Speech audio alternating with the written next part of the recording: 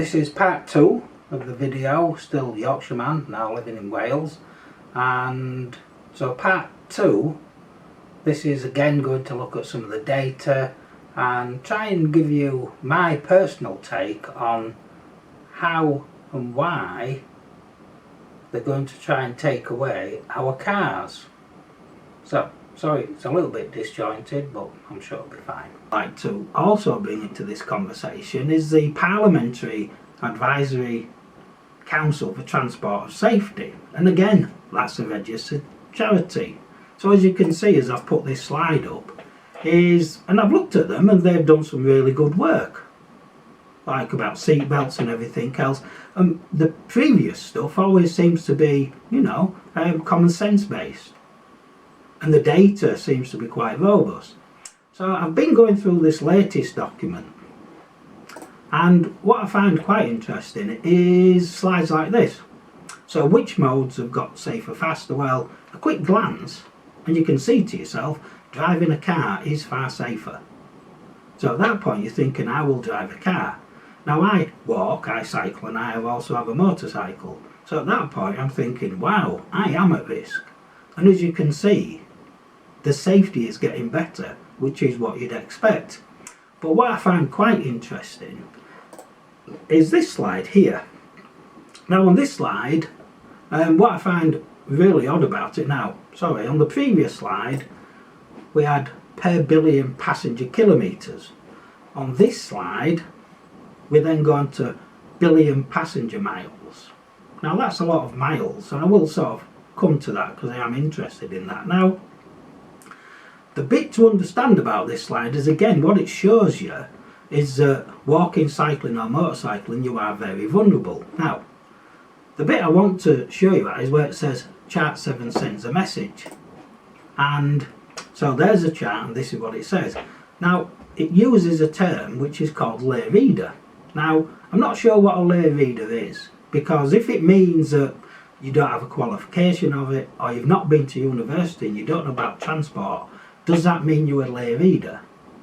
Am I a lay reader? Does that mean I can't interpret this properly?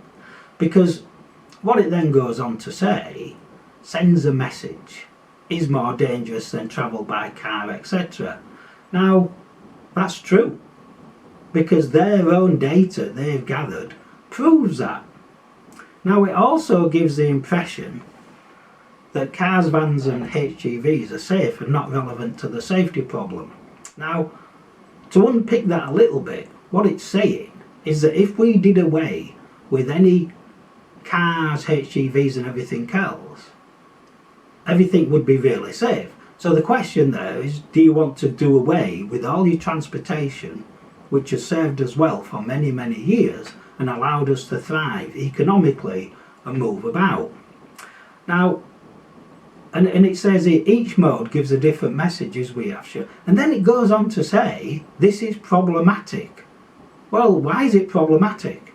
Because if it's the truth, why is there a problem with it? And it said for both road safety and transport planning. Well, not really. If you want to live longer, get a car.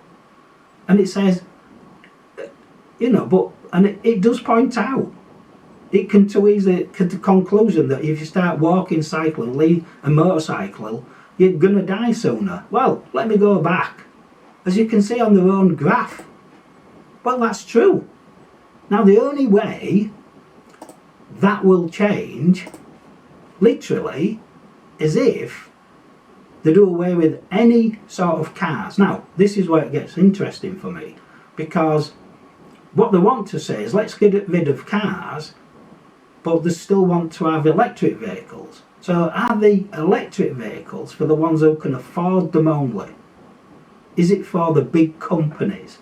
Is it for the special people, as I would call them, the global luxury elite, who, when the pandemic came, carried on with their normal life, driving about, flying about in private jets, telling us, the lay people, or the dirty people, or the unwashed people, that this isn't for us anymore, because that's the message I get from this. So it doesn't work for me. Now, calling me a lay reader Well, I'm okay with that actually, because I'm a bit dumb. The other thing I was sort of interested in is, so I looked at this graph and there's the original one with the two pictures, and this picture is designed to create an emotion. Even though, ironically, the kid's happy to stand in front of a stationary car saying, look at this is great, because that's what kids do. However, so we're saying 1 billion miles. Now, it doesn't give us any context for this, so I can take liberties. So as you can see, for me to do 1 billion by car, it would take me 1,902 miles. Now by that time I'd need some more petrol, I need to stop for fuel, I might even need a new car. Now again, we then look at walking. And to walking, that's going to take me 38,000 years. I will need many shoes, hip replacement and knee replacement, and I should imagine I'll be dead. On the good side, cycling only takes me 7,610 years, but I think I might need a new cycle by then. So as you can see, as I look at this, I can ridicule this, because I'm going to say to you, this is made up rubbish. Now, we then come on to this, which again is from their own data, and I will go a little bit closer, but you can see, if you can see it in yellow, what it says in yellow, and I've highlighted it here on the top paragraph, is the scale of model shift. Now what it says is the typical car driver is not going to switch 5,000 miles a year by car for 5,000 on a bike or foot. Well, that's common sense. We know that is literally common sense. So the question is, how are they going to affect this change if it isn't by removing and taking away individual modes of transport from us? Now, the 20 mile an hour is part of this, is to make driving so unattractive, so difficult, and they also aim to make it more expensive. This is what they want to do. Now again, what it says is we're stuck at walking 200 miles. So it's as simple as that. We are literally stuck at walking 200 miles unless you're a long distance walker or you go on something like that. And so how are they going to force us to walk more? Well, the only way you can do that is instead of walking, and then give us an e-bike or something else. But they're still going to have to take away the cars. So this is their agenda. But let me remind you, they themselves, who are deciding all of this, will still keep everything, what they're taking away from us. And this bottom line is a little bit tricky. It says, and I've highlighted it in red, once the risk is, yet in dense urban areas, once the risk of killing third parties is fully taken into account, right? Basically, the only way they can reduce any of this and get rid of this number, and this is the number they've shown on this slide, is to make walking, cycling, motorcycling safer, is to get rid of cars. Because what they're saying is cars are the biggest issue, and other types of transport. Now, the bit which is missing, and I remember this, I came across it, is this bit, reported casualties and pedestrian fact sheet 2021. And we can see that there's 4,290 casualties reported. Now, as you can see on this slide, reported road casualties, Great Britain, pedestrian fact sheet. Go down to 6. Number 6 is very clear.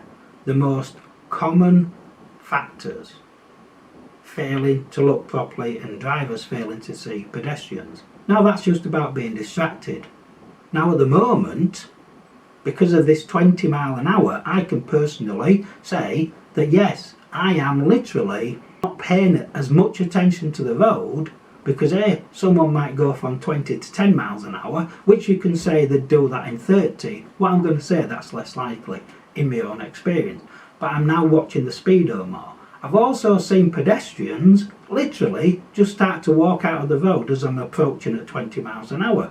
So it's always been like that. People do not look, kids run out, everybody does something daft because you're not paying attention. So what their plan is to take away our key mode of transport for every single person.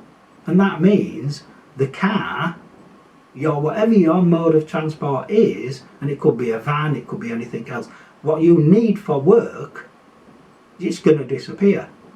And for those of you who say to yourself that's a conspiracy theory, in my next video I'll try and give you an insight into what some of the main players are. So hopefully you've sort of enjoyed that. I might have had a rant. So if you like it, tick, subscribe. All the information I'm using, I've just done an internet search. So if I'm wrong or you've got different information, fair enough. Thank you. Tick, subscribe, leave a comment.